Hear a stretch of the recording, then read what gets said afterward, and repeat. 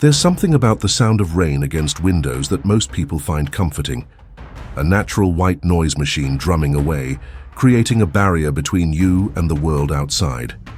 I used to be one of those people. Used to be. That changed after what happened to Daniel Lorenz last October, when Philadelphia saw record rainfall for 3 consecutive nights. I've spent months piecing together his story through police reports, conversations with his co-workers, and the audio files recovered from his phone. I'm sharing it now because I believe someone out there might recognize something in this pattern, might have experienced something similar, might help make sense of what happened. The rain started on a Tuesday night. Nothing dramatic at first, just a steady patter against the windows of Daniel's recently acquired apartment. Unit 4B in the Oakwood Residences, a weathered brick building from the 1970s that stood 4 stories tall at the edge of the city.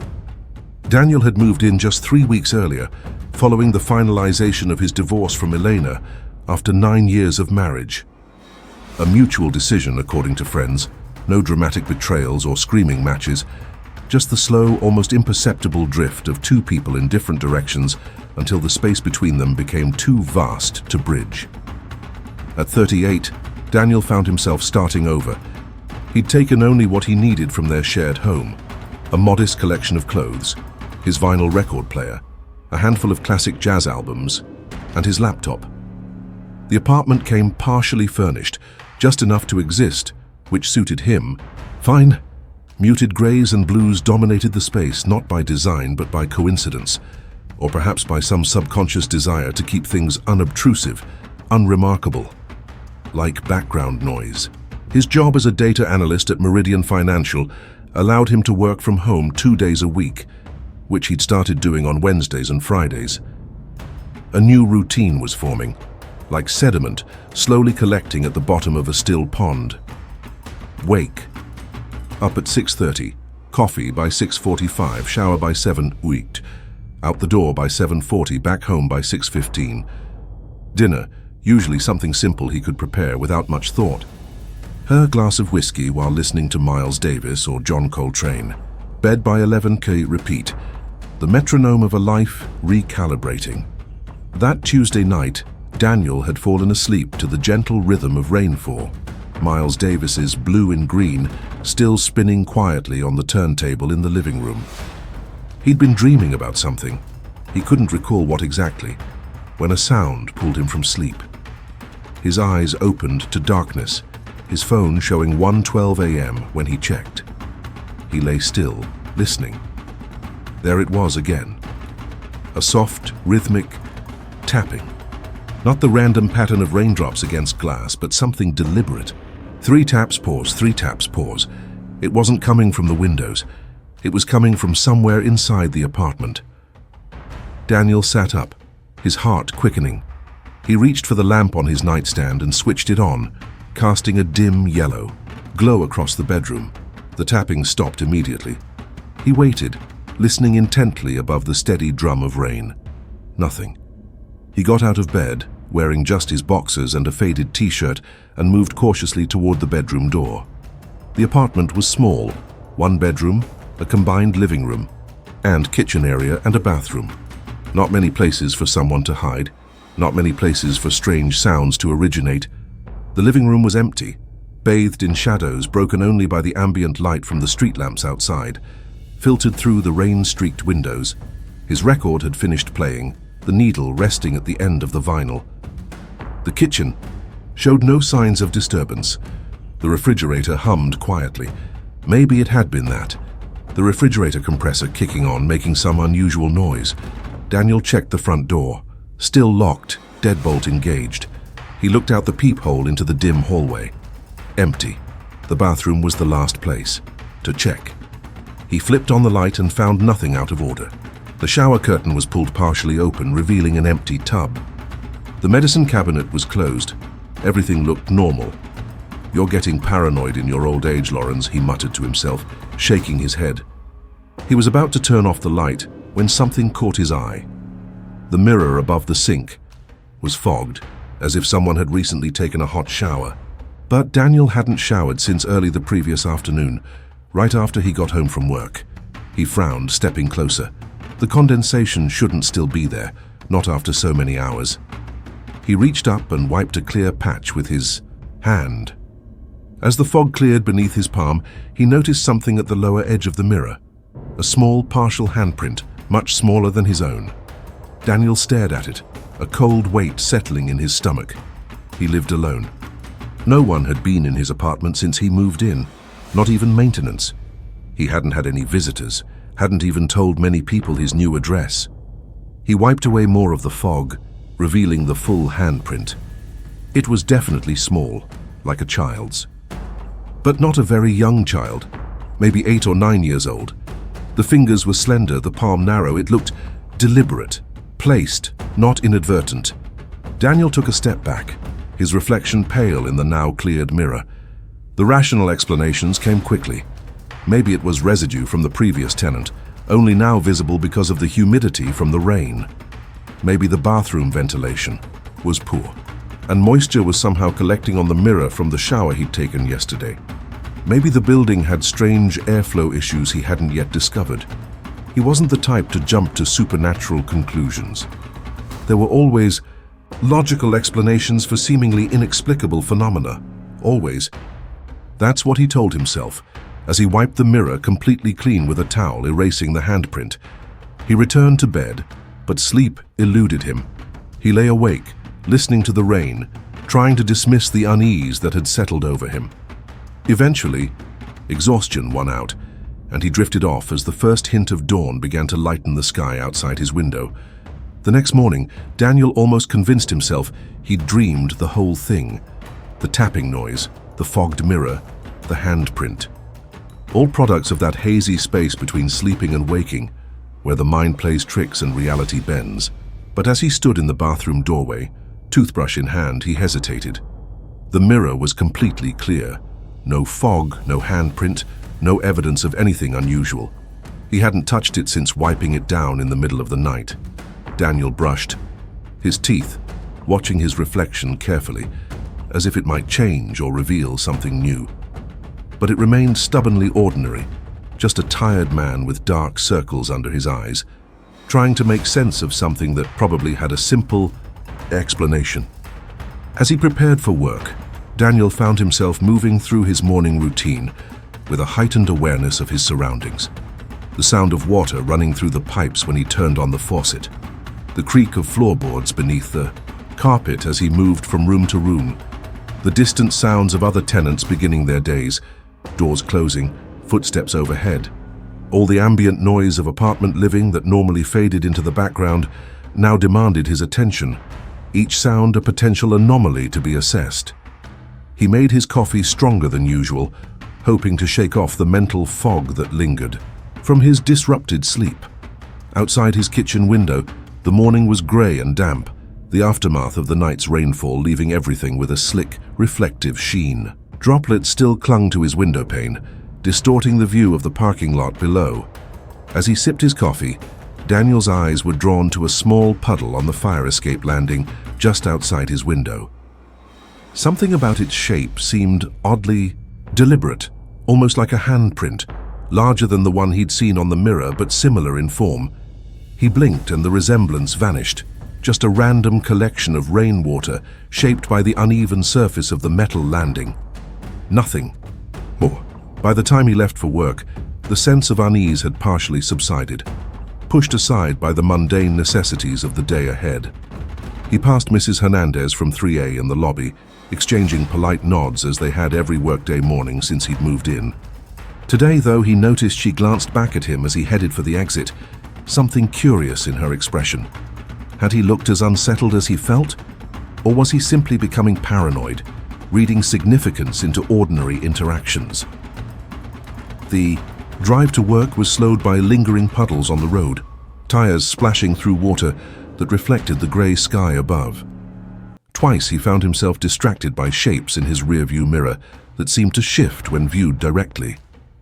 Just morning traffic, he told himself. Just his overtired mind playing tricks. He was distracted at work that day, his mind returning repeatedly to the events of the previous night. He caught himself staring blankly at spreadsheets, losing track of conversations mid-sentence. His supervisor, Marisa, asked if he was feeling all right during their afternoon meeting. "Just didn't sleep well," he replied with a forced smile. "New place, you know how it is." "Still getting settled in after the divorce?" she asked with sympathetic eyes. "That's tough, Daniel.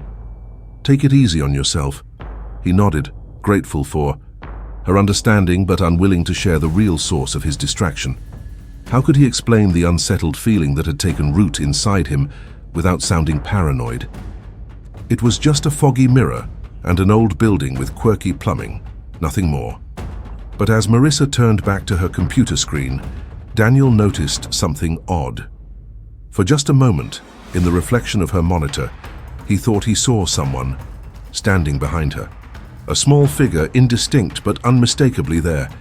He jerked his head up, looking directly at the space behind her chair, but there was nothing.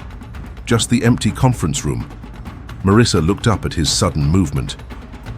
"You... Sure you're okay? You look like you've seen a ghost." The phrase sent an involuntary chill down Daniel's spine. "Fine," he mumbled. "Just thought I saw something. Reflection in your screen." She glanced back, frowning.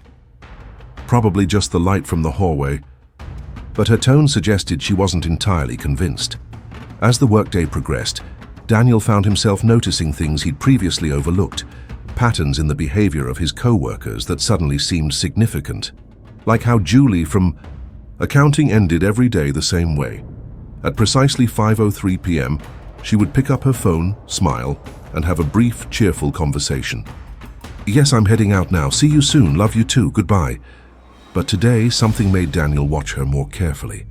As she held the phone to her ear, smiling and nodding, he noticed that her screen was dark. There was no call.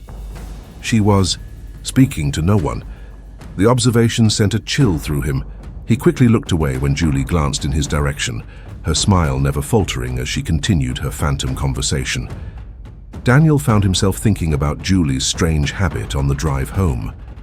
Was it possible she was using earbuds that he couldn't see from his vantage point? Or maybe she was just pretending to be on the phone to avoid conversation at the end of the day. Some people did that on public transit or walking alone at night. But the regularity of it, the precise timing, and the way her screen remained dark, it felt significant somehow, connected to his own experience in a way he couldn't articulate. Traffic was heavier than usual, the roads still slick from the afternoon showers that had followed the morning's clearing. A driver in the lane next to him was arguing animatedly with someone in their passenger seat, except when Daniel glanced over, there was no passenger.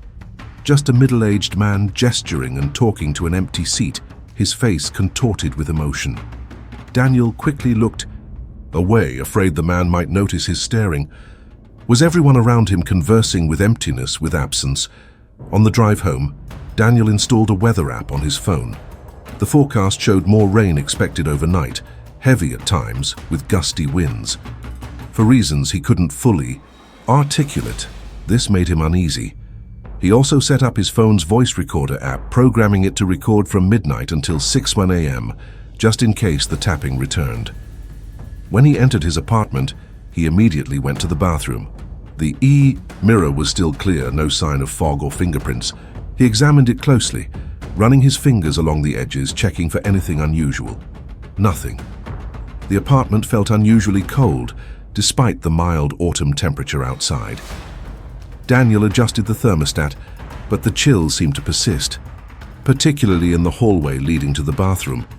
He found himself avoiding looking directly at the bathroom mirror as he passed by, as if afraid of what he might glimpse in his own reflection.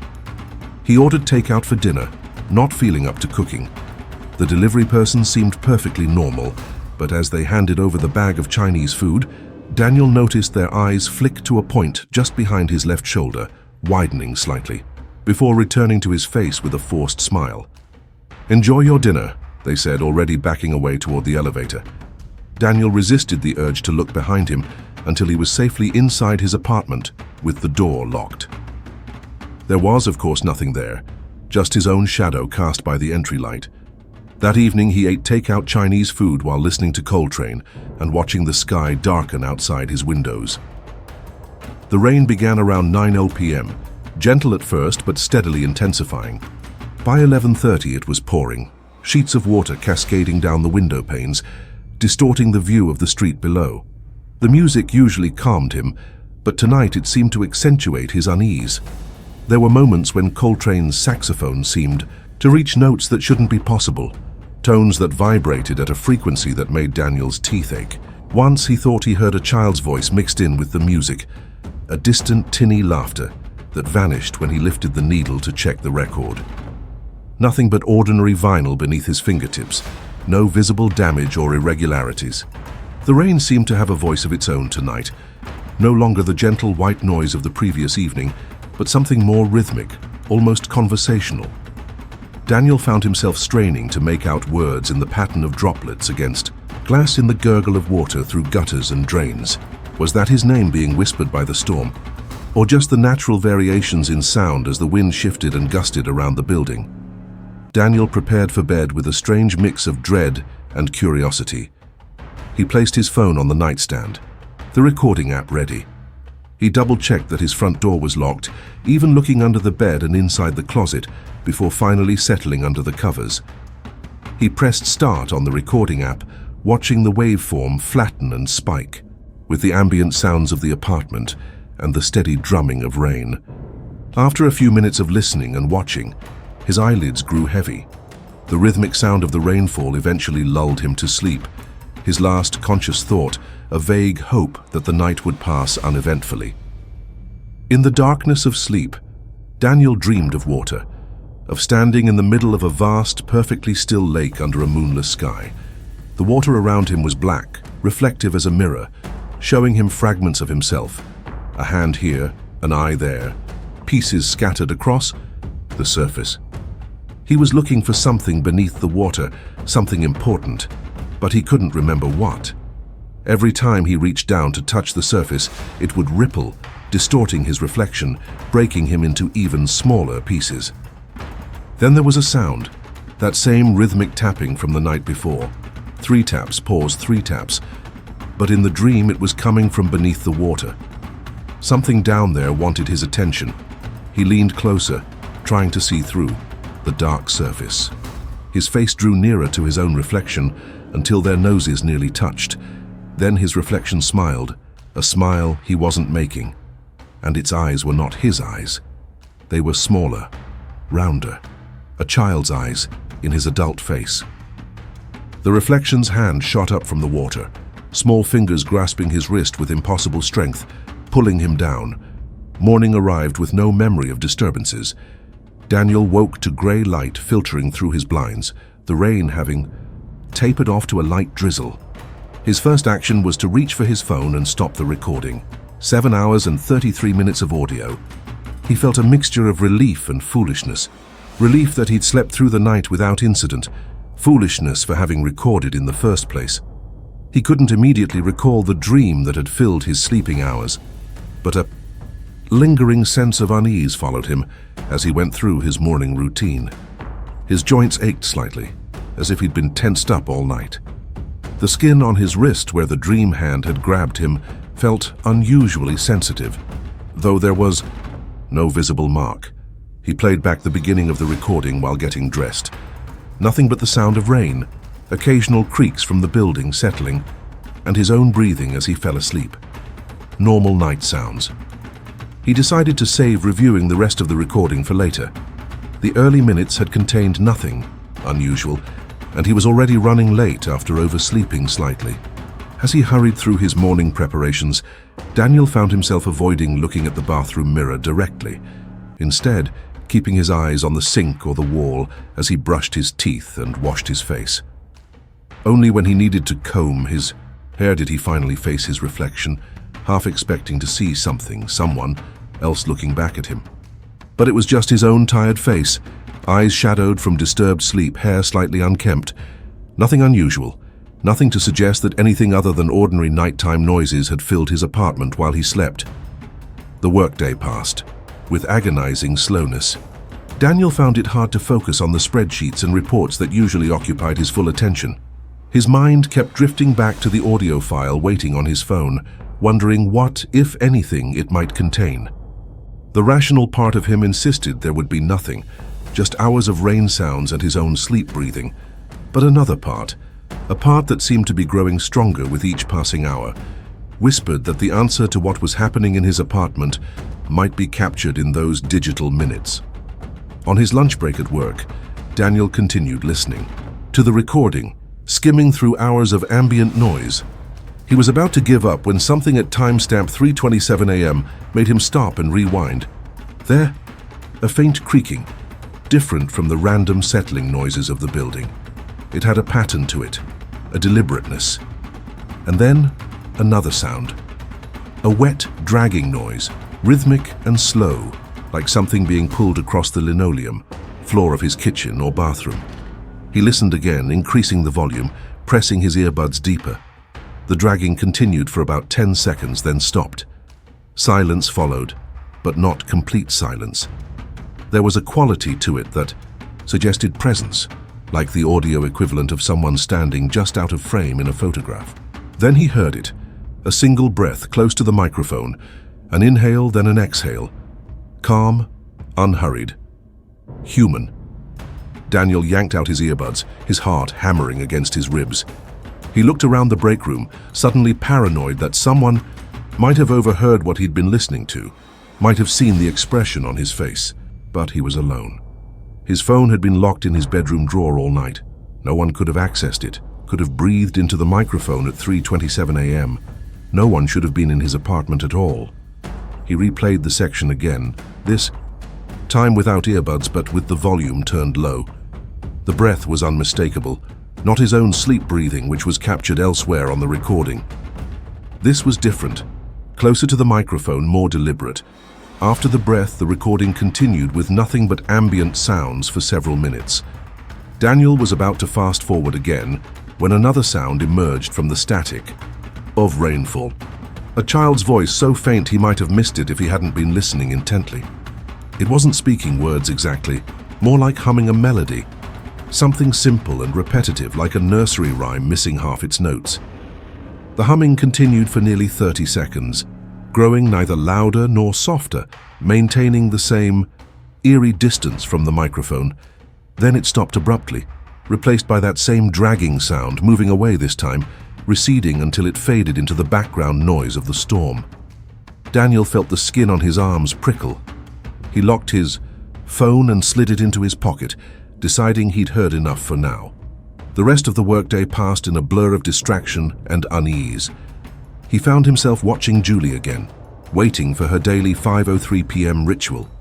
Sure enough, it happened exactly as before. The dark phone screen, the one-sided conversation with no one. This time, when she said goodbye and lowered the phone, she caught him staring. Her smile remained fixed in place, but something flickered behind her eyes, something that might have been recognition or warning. Daniel looked away quickly, gathering his things. He left the office without his usual goodbye to colleagues, feeling Julie's gaze following him all the way to the elevator. As the elevator doors slid closed, he thought he glimpsed Julie approaching, still holding her dead phone to her ear, still smiling that fixed smile. But the last thing he saw before the doors cut off his view was not Julie's face, but someone standing behind her, a small figure, indistinct in the fluorescent office lighting, but unmistakably there. A child-sized shadow that had not been there moments before. The elevator seemed to take forever to reach the lobby. Daniel found himself pressing repeatedly against the door close button whenever the car stopped at another floor, irrationally afraid of who or what might be waiting to step inside. By the time he reached his car in the parking garage, his shirt was damp with cold sweat, his hands trembling slightly as he fumbled with his keys. The rain had started again, a light drizzle that beaded on his windshield as he sat in the parking garage trying to collect himself. Was he losing his mind? Seeing things that weren't there, hearing voices in recorded static? Or was something genuinely strange happening, not just in his apartment but all around him, manifesting in Julie's bizarre phone ritual, in the glimpsed shadows and reflections that seemed increasingly to populate the edges of his vision? He arrived home earlier than usual, some part of him wanting to inspect the apartment in daylight before darkness and rain returned. Nothing seemed out of place at first glance. The living room was as he'd left it, record player untouched, The kitchen showed no signs of disturbance. Then he noticed the small rug in front of the kitchen sink. It was slightly askew, one corner turned up, as if it had been moved and not quite returned to its original position. Daniel stared at it for a long time, trying to remember if he might have kicked it himself that morning. He couldn't be sure. Slowly, deliberately, he adjusted it back to its proper placement, smoothing it flat with his foot. The bathroom was next. The mirror remained clear, the shower curtain partially open as he always left it.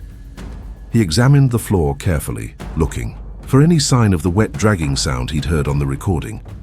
The linoleum was clean and dry, but something about the shower curtain caught his attention. It was open precisely the same amount as he'd left it that morning, yet somehow it looked different. The folds fell differently, as if it had been fully closed and then reopened to approximately the same position.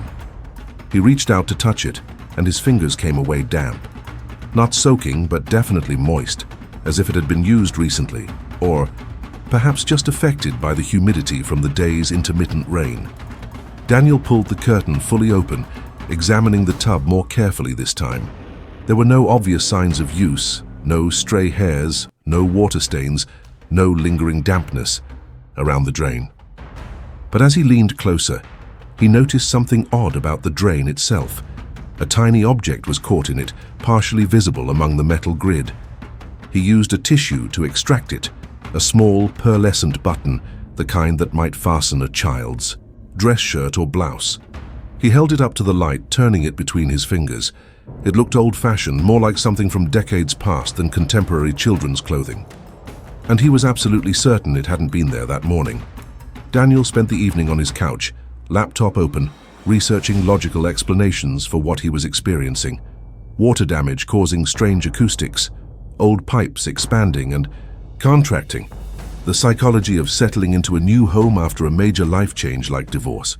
He found articles about how stress and sleep deprivation could cause auditory and visual hallucinations, about how the human brain is wired to find patterns in randomness, to see faces in inanimate objects, to attribute agency and intention to natural phenomena, about how the particular acoustics of rainfall can sometimes mimic human voices or footsteps, rational explanations, scientific explanations, the kind of explanations that had always satisfied him before. But then he found himself typing different queries into the search bar. Child ghost in apartment, haunted building Philadelphia, Oakwood residence's history. As the evening wore on, his searches became increasingly specific, increasingly desperate. How to tell if you're being haunted? What do ghosts want? Why would a child's ghost follow you? The results were a mixture of paranormal enthusiast sites, skeptical debunkings, and personal anecdotes from people claiming to have experienced hauntings. None of it felt particularly credible, but none of it could be entirely dismissed either. The rain outside his windows intensified as darkness fell, the steady rhythm occasionally broken by gusts of wind that sent water splattering against the glass in irregular patterns. Patterns that sometimes, if he listened too closely, seemed to form words. His name, questions, please. The rain returned as night fell, heavier than before, driven by gusting wind that occasionally rattled the windows. Daniel found himself jumping at these sudden sounds, then feeling foolish for his nervousness. He closed his laptop, rubbing his tired eyes. The apartment felt oppressively silent between the gusts of wind and rain, as if the very air was waiting, listening. The small button from the drain sat on his coffee table, catching the lamplight and gleaming like a tiny eye watching him. He decided against recording again that night. Instead, he took a sleeping pill, left over from the initial insomnia after his separation, hoping for dreamless sleep. He double-checked the locks, turned off all the lights except for a small lamp in the living room, and went to bed. Before settling under the covers, Daniel placed the button in his nightstand drawer, suddenly uncomfortable with the idea of it sitting out in the open, reflecting light, watching. As he closed the drawer, he thought he heard a soft sigh from somewhere in the apartment. Not quite in the bedroom, not quite in the bathroom, but somewhere in between. A sound so quiet it might have been nothing more than the air settling as the drawer closed. The sleeping pill worked, at least partially. Daniel fell into a heavy, drugged sleep almost immediately, but sometime in the early morning hours, dreams found him. He was in his shower, the water running hot, steam filling the small bathroom, but he wasn't moving, wasn't washing, just standing there, perfectly still, as scalding water beat down on his back. He could feel it burning his skin, but he couldn't move, couldn't turn it off or step away. Then he became aware of a presence on the other side of the shower curtain. Someone was standing there, just inches away, separated only by the thin plastic barrier. They weren't speaking or moving, just waiting. All he could see was the shape of feet beneath the curtain, small feet, not an adult's, standing perfectly still, mirroring his own paralysis. In the dream, he tried to speak, to ask who was there, but no sound came out. The feet remained, motionless. The water continued to burn. Then, slowly, a small hand pressed against the shower curtain from the outside. The impression of tiny fingers appeared in the plastic, pushing gently at first, then more insistently. The curtain began to bulge inward, as if the entire weight of whoever stood on the other side was leaning against it, threatening to tear the flimsy barrier from its rings. Daniel wanted to back away, to press himself against the tile wall behind him, but his body remained frozen. The water continued to scald his skin as the shower curtain bulged further inward, the outline of a small body now clearly visible through the translucent plastic. A child-sized body, but somehow wrong in its proportions. Too thin, too angular, the neck too long. The curtain began to tear at the top, the metal rings popping free one by one. Daniel could see tiny fingers curling around the edge of the plastic, pale and wrinkled, as if they'd been underwater for a very long time. Water spilled over the edge of the tub as the curtain gave way, flooding the bathroom floor. The hand pulled the curtain aside, revealing. Daniel woke with a start, his t-shirt damp with sweat despite the cool air in the bedroom. The rain had stopped, and the apartment was utterly silent. No tapping, no dragging sounds. Just the occasional hum of the refrigerator and the distant sound of early morning traffic. He lay still for several minutes, waiting for his heart rate to slow, the dream images gradually fading from his mind. He couldn't remember how the dream had ended, what face had been revealed as the curtain was pulled aside. Perhaps he had woken before seeing it. Perhaps his mind was protecting him from that knowledge. Finally, he got up and made his way to the bathroom, moving cautiously through the pre-dawn darkness. His hand hesitated on the light switch, part of him afraid of what he might see when fluorescent brightness flooded the small room. With a deep breath, he flicked the switch. The mirror was fogged again. Daniel stopped in the doorway, staring at the condensation-covered glass. There was no logical reason for it this time. No shower had been taken. The rain had stopped. The apartment wasn't particularly humid. He approached slowly, his reflection a blurry ghost in the fogged surface. With one finger, he drew a line through the condensation, watching as droplets of water collected and ran down the mirror's surface. This time, as the water trickled down, it left behind a pattern in the remaining condensation. Not a handprint, not a word, but a simple drawing, the kind a child might make. A house, a stick figure, rain falling from clouds, and off to one side, partially obscured by Daniel's finger mark, another stick figure, larger, adult-sized, standing, apart from the first figure, watching. Daniel backed out of the bathroom, unsettled by the crude drawing and its implications. The larger figure had been positioned exactly where he would stand at the sink, watching the smaller figure. Was it meant to represent him? And if so, who was the child? Work was impossible that day. Daniel called in sick, claiming a migraine. It wasn't entirely a lie. His head was pounding, his thoughts racing and circling back on themselves like trapped birds. He spent the morning researching the history of his apartment building, looking for anything unusual in its past. Former tenants of Unit 4B. Reports of strange occurrences. The Oakwood residences had been built in 1972, originally as affordable housing for young professionals. Nothing in its history suggested tragedy or trauma. No dramatic deaths, no unsolved crimes. It was aggressively ordinary, which somehow made Daniel's experiences all the more unsettling. There was no convenient narrative to explain what was happening. He considered reaching out to his ex-wife, Elena. She had always been the more intuitive of the two of them, more willing to entertain explanations beyond the strictly rational. But what would he say? "I think my new apartment might be haunted. Or maybe I'm losing my mind." The very thought made him cringe. Their divorce had been amicable precisely because they'd handled it like adults, with dignity and respect. He wasn't about to appear desperate or unstable now. Instead, he called his older brother, Michael, who lived in Boston. "Hey, stranger," Michael answered on the third ring. "How's the new bachelor pad?" Daniel hesitated, suddenly unsure how to explain his concerns without sounding unhinged. "It's interesting. Old building. Lots of character." "Character, huh? That real estate code for falling apart?" Michael laughed. "No, it's solid enough, just has its quirks." Daniel paused. "Hey, remember when we were kids and you convinced me the closet in our bedroom was a portal to another dimension?" Michael's laugh was warm with nostalgia. "Oh man, I was such an asshole big brother. You wouldn't go near that closet for months." "Yeah," Daniel said, smiling despite himself. "I was thinking about that recently. How easily we get spooked by ordinary things when our imagination takes over." There was a brief silence before Michael asked, "Everything okay, Danny? You sound off." Daniel almost told him then, about the tapping, the fogged mirror, the breath on the recording, but something held him back. "Just still adjusting, I guess. Divorce, new place, you know." "You should come visit," Michael said. "The kids ask about their Uncle Danny all the time. Could be good to get away for a weekend." "Yeah, maybe I will." Daniel ended the call soon after, having revealed nothing of significance. The conversation left him feeling both comforted by the connection to normal life and more isolated in his experiences. As he set his phone down on the coffee table, he noticed something that made his breath catch. The button from the drain, which he distinctly remembered placing in his nightstand drawer the night before, was sitting on the table's surface.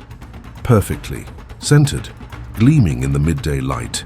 Daniel stared at it, unable to reconcile its presence with his clear memory of putting it away. Had he taken it out again this morning and forgotten? Had he dreamed putting it away in the first place? Or had something removed it from the drawer while he slept? With trembling fingers, he picked up the button, intending to return it to the drawer. But as he held it, he noticed that it felt different, heavier than before and slightly warm to the touch, as if it had been recently held by someone else. He examined it more closely and realized there was a tiny engraving on the back that he hadn't noticed before. Initials. So small they were barely visible. E.W. Daniel dropped the button as if it had suddenly burned him. It bounced across the coffee table and rolled onto the carpet, disappearing beneath the couch. He knelt down, peering into the darkness beneath the furniture, but couldn't see it. Using his phone's flashlight, he searched the entire area, moving. The couch checking beneath the rug. The button was gone. As evening approached, Daniel felt a growing apprehension. The weather forecast predicted more rain, beginning around 8 p.m. and continuing through the night. He considered staying at a hotel, but rejected the idea as an overreaction. Whatever was happening, whether in the apartment or in his mind, running away wouldn't resolve it. Instead, he prepared. He positioned a chair in his bedroom with a clear view of the hallway, leaving the door open a few inches. He set up a small table lamp beside the chair and gathered supplies. His phone, fully charged, a book he had no intention of reading, a glass of water, and somewhat ironically an umbrella, the closest thing to a weapon he owned. As he arranged these items, he found himself thinking about the initials on the button. E.W., they meant nothing to him could belong to anyone. Yet they nagged at him, seemed significant somehow. He tried searching online for any notable E.W. connected to Philadelphia, to the neighborhood, to the Oakwood residences specifically. Nothing of relevance appeared. The rain arrived on schedule, starting as a gentle patter and gradually intensifying.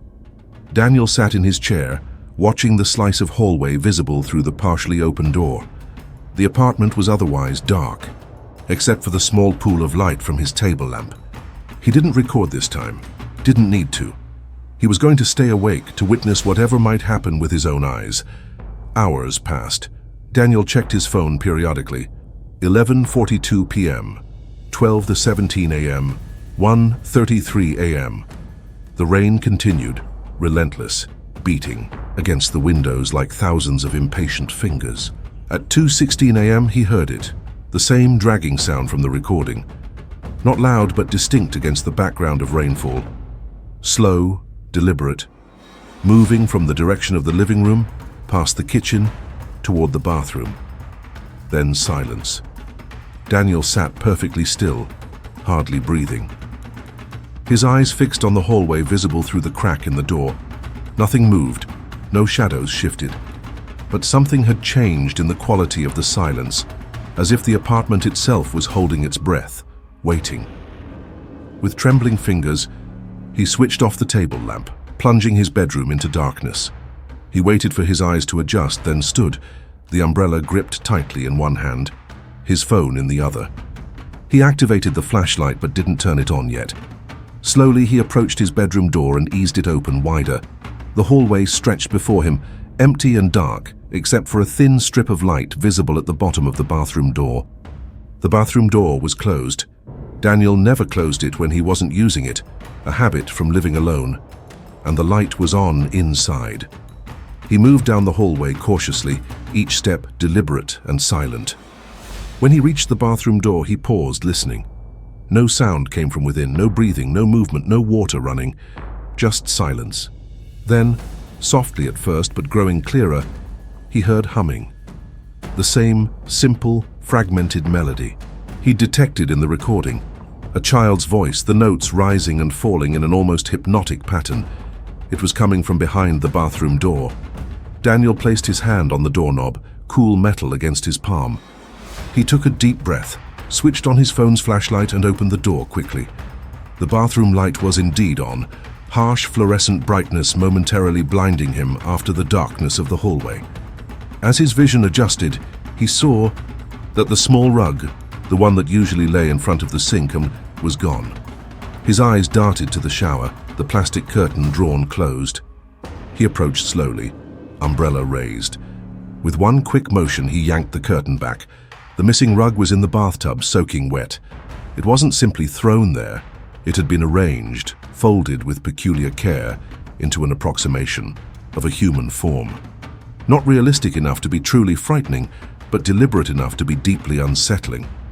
Like a child's attempt to create a person from fabric. Daniel backed away from the tub, his back hitting the sink. He turned and found himself facing the mirror. It was fogged again, despite the bathroom not feeling particularly warm or humid. But this time there was something different about the condensation. A clear horizontal line had been drawn through it at waist level, perfectly straight, as if made with a ruler. He didn't touch it, didn't wipe it away, just stared at it, at his own distorted reflection, divided by that sharp, clear line. And then, in the foggy mirror, he saw movement behind him. Not in the bathroom itself, he would have heard footsteps on the linoleum, but within the reflection. A small figure taking shape in the condensation, like a drawing being formed by invisible fingers.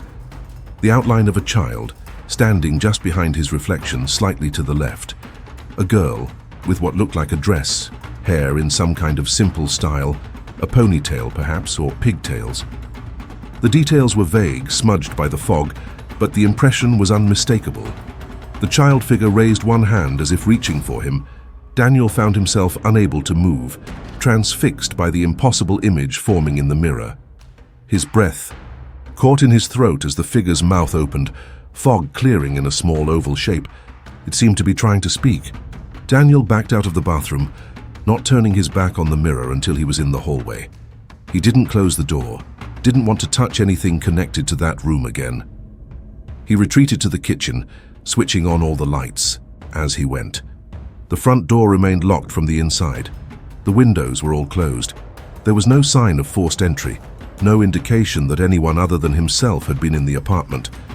Daniel sat at his small kitchen table until sunrise, door unlocked, not because he expected anyone to come. In fact, the thought of a human intruder would have been almost comforting, something tangible to confront or escape from. No, he left it unlocked because locking himself in with whatever was happening felt worse. As grey morning light gradually replaced the artificial brightness of the kitchen lights, Daniel made a decision. He packed a small bag, clothes, toiletries, laptop, phone charger. He called work again, requesting emergency personal time, citing family issues. Then he left the apartment, locking the door behind him, and checked into a hotel 20 minutes away. In the elevator on his way out, he encountered Mrs. Hernandez from 3A again. She gave him a curious look, noting his bag. "Going somewhere, Mr. Lawrence?" "Just a short trip," he replied, forcing a smile. "Visiting family." She nodded, though. Her expression suggested she didn't quite believe him. As the elevator reached the lobby, she put a hand on his arm, stopping him momentarily. "That apartment, 4B, it has a history of short stays." Her eyes held his, communicating something beyond her words. "People don't tend to stay there long." Before he could ask what she meant, the elevator doors opened, and she walked briskly away, leaving him standing there with his hastily packed bag and a new question to add to his growing collection. He told no one about what had happened. Not his brother, not his ex-wife, not his co-workers. Who would believe him? What could they do? He didn't fully believe it himself. Part of him still searched for rational explanations. Stress, sleep deprivation, the psychological impact of divorce and relocation, perhaps even a gas leak or carbon monoxide poisoning causing hallucinations. The hotel was unremarkable but clean and, most importantly, new. No history, no strange noises, no foggy mirrors. Daniel slept deeply that first night, exhaustion finally overwhelming anxiety. When he woke, the mirror in the hotel bathroom was clear, the rug on the floor undisturbed. He stayed for 3 nights, gradually regaining his equilibrium. No one from work questioned his absence beyond perfunctory concern. Elena texted once about some mail that had arrived for him at their old address, but otherwise his absence from normal life created barely a ripple. On the second evening at the hotel, Daniel found himself searching online for information about the former residents of the Oakwood residences. Mrs. Hernandez's cryptic comment about Unit 4B having a history of short stays had lodged in his mind-demanding investigation. Most of what he found was mundane: real estate listings, rental histories, property tax records. Nothing to suggest any unusual pattern of tenancy or unexplained events. But then, buried in the archives of a local newspaper, he found something. A small article from 1983, barely a paragraph long. A missing child case. 8-year-old Eliza Weathers, last seen at her home in the Oakwood residences. The article didn't specify which unit, but it mentioned the child had disappeared during a heavy rainstorm while her mother was briefly speaking with a neighbor. No signs of forced entry, no evidence of abduction. Just gone. Eliza Weathers, EW. The initials on the button. Daniel stared at the grainy newspaper scan, at the school photo of a solemn-faced girl with pigtails, wearing what looked like a formal dress with pearlescent buttons. The article ended with the standard plea for information, the promise of an ongoing investigation. But there were no follow-up stories, no resolution. Eliza Weathers had simply vanished from the public record, just as she had vanished from the Oakwood residences on that rainy night in 1983. On the 4th day, Daniel reluctantly returned to work, offering vague explanations about a family emergency. People accepted this without much question, the polite distance of professional relationships providing a buffer against too much curiosity. Julie from accounting still had her daily 5:03 p.m. phone ritual. Daniel made a point not to watch this time. He continued staying at the hotel, unwilling to return to the apartment, but equally unwilling to give it up entirely. He was still paying rent, after all. And there remained the nagging feeling that he had left something unfinished there, some question unanswered. In quiet moments, his mind returned to the bathtub on that 3rd night, to the rug arranged in that strange, almost human shape, to the fact that he had never looked beneath the bathtub curtain when he first entered the bathroom, had never checked if the rug had company. And now, with the discovery of Eliza Weathers' disappearance, his thoughts were increasingly drawn to connections he couldn't ignore. The small handprint on the mirror, the child-sized feet in his dream, the figure in the fogged mirror, reaching out. A missing girl from 1983 vanished from the same building, perhaps even the same apartment, during a rainstorm. A week after leaving the apartment, on a clear night with no rain in the forecast, Daniel received a voicemail from an unknown number. He was in his hotel room, working on his laptop, when the notification appeared. There was no missed call alert, just the voicemail. He stared at his phone for a long moment before playing the message. 10 seconds of silence followed, just empty air. Then, in the last second, there it was, that same breath from the recording. Inhale, exhale, almost. Relieved somehow. The background static was unmistakable, the sound of rain. Daniel deleted the voicemail immediately, his hands shaking. He checked outside through the hotel window. Still clear skies, stars visible between the city buildings. No rain. The weather app confirmed. Clear conditions, no precipitation expected. That was when Daniel finally acknowledged what some part of him had suspected all along. He wasn't going back to the apartment, not to live there, not even to collect the rest of his belongings. Whatever had begun during those 3 rainy nights was not confined to that space, not tied to the physical location of Unit 4B. It had followed him, or perhaps it had been with him all along. In the days that followed, Daniel arranged for a moving company to pack and store his remaining possessions. He never set foot in the apartment again. He found a new place on the opposite side of the city, a modern building with large windows and good natural light. He broke his lease at Oakwood Residences, paying the penalty without complaint. Yet even as he settled into his new home, even as he tried to put distance between himself and those strange experiences, he couldn't shake the feeling that something had been left unresolved. The story of Eliza Weathers haunted him, not just the fact of her disappearance, but the lack of closure, the absence of answers. What had happened to her on that rainy night? And why, after all these years, had she seemingly made contact with him? One night, unable to sleep despite the security of his new apartment, Daniel found himself scrolling through old news archives again, searching for any mention of Eliza Weathers beyond that initial report. There was almost nothing. A brief mention in a follow-up article a month after her disappearance, noting that the investigation was ongoing, but leads were scarce. A small item on the 1-year anniversary of her vanishing, more a remembrance than news. And then nothing. As if Eliza had been forgotten, erased from public memory as completely as she had been from physical existence. But there was one other mention, years later, that caught Daniel's attention. A small notice in the community section of the newspaper, dated 1995, 12 years after Eliza's disappearance. It announced that Margaret Weathers, Eliza's mother, had passed away. The brief obituary noted that she was preceded in death by her daughter Eliza, and that she had never stopped searching for answers.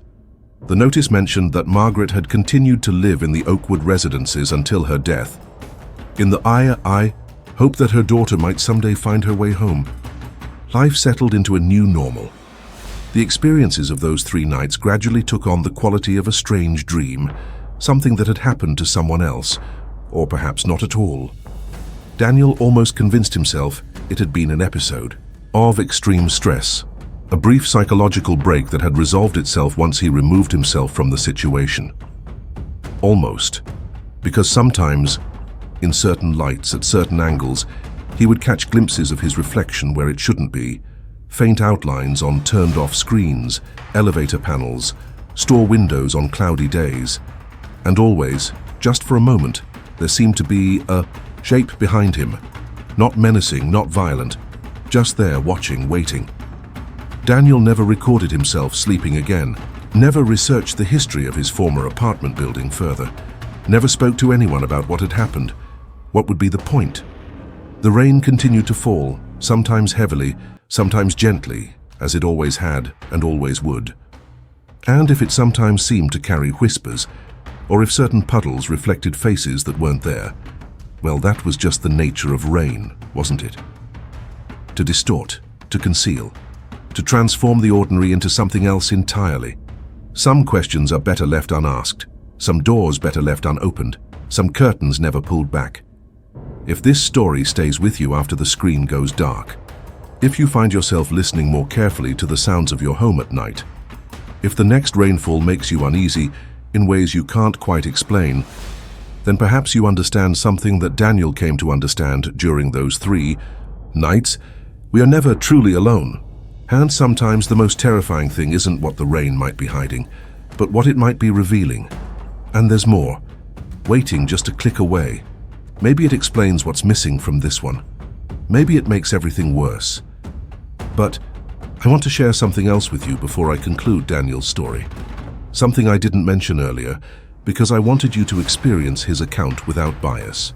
3 weeks after Daniel relocated to his new apartment, I happened to be researching another story entirely. A series of disappearances in Philadelphia dating back to the 1970s. Most were adults, people who might have had reasons to vanish, but a few were children. One case in particular caught my attention. In 1983, an 8-year-old girl named Eliza Weathers disappeared from the Oakwood residences during a heavy rainstorm.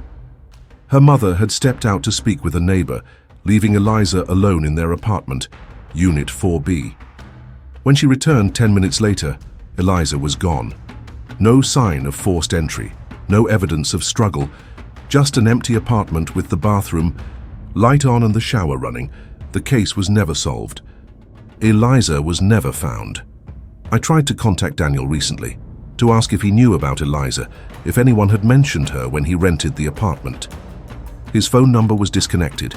His workplace said he'd resigned 3 months ago, citing health reasons. His ex-wife hadn't heard from him. His brother Michael said they'd spoken briefly about a month ago. Daniel had sounded strange, distracted, had mentioned something about finally understanding, had said he was going to make things right. The last confirmed sighting of Daniel, Lawrence was at a convenience store near his new apartment on a rainy night in April. The clerk remembered him buying an umbrella, despite already being soaked through. Said he kept looking at his reflection in the store's security monitor. Said he smiled at it, like he was seeing someone else there, someone he recognized. It's been raining a lot in Philadelphia lately. Heavy, persistent rain that seeps into everything, that changes the acoustics of rooms, that fogs mirrors and windows, blurring the boundaries between what's inside and what's outside, between what's real and what's imagined, between what's present and what's past. I've been recording at night just in case, just to see if there's anything there beneath the steady drumming of raindrops. So far nothing, but last night I noticed something strange about my bathroom mirror after a particularly heavy downpour. Not fog exactly, more like a distortion, a warping of my reflection. And for just a moment, so briefly I can almost convince myself I imagined it, I saw someone standing behind me. 2 someones, small and slender, watching, waiting. I'm leaving my recorder on again tonight. The forecast calls for record rainfall. If this story resonated with you, if it kept you here until the very end, I'd appreciate you hitting that like button and subscribing. There are more stories waiting to be told, more truths hiding in plain sight. And who knows, maybe the next one will reveal what happened to Daniel Lawrence on that final rainy night. Or maybe some questions really are better left unanswered. Just remember, the next time it rains and you hear something that doesn't quite match the pattern of droplets against glass, the next time you notice a mirror fogged without explanation, the next time you feel that you're not quite alone, even when no one else is there, it might not be your imagination. It might be something the rain has been hiding all along, something that's finally found its way home,